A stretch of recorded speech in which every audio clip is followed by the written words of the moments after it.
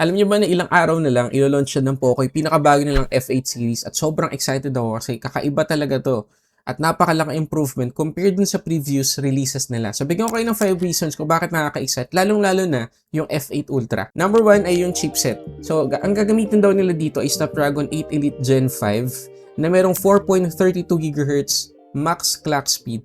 Tapos meron siyang dual prime cores at 6 na performance cores. So ibig sabihin, napakabilis desktop grade nga daw to. Pero at the same time, tipid sa battery at hindi ganun kadaling uminit compared dun sa previous ng mga flagship chipset ng Qualcomm. So abangan natin yan. Gusto ko ring matry. Pangalawa, meron ilalagay na dedicated chipset ang Poco sa F8 Ultra. Ang tawag ay Vision Boost D8 chipset para daw to sa AI boosted ultra clarity ng display.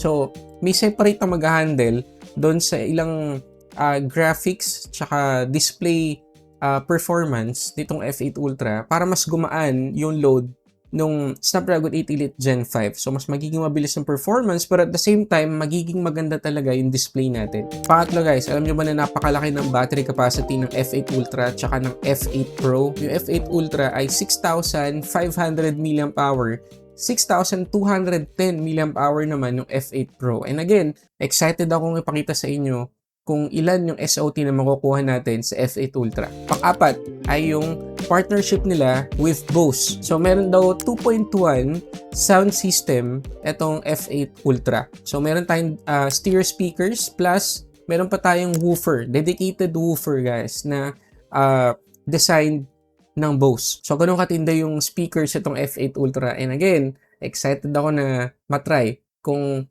napakalaki pa talaga ng improvement compared sa walang woofer. At panglima guys na nakaka-excite dito sa F8 series ay yung camera. So meron daw tayo ngayong telephoto camera sa dalawang phone na yan. Lalo ni F8 Ultra, merong periscope telephoto camera daw yan.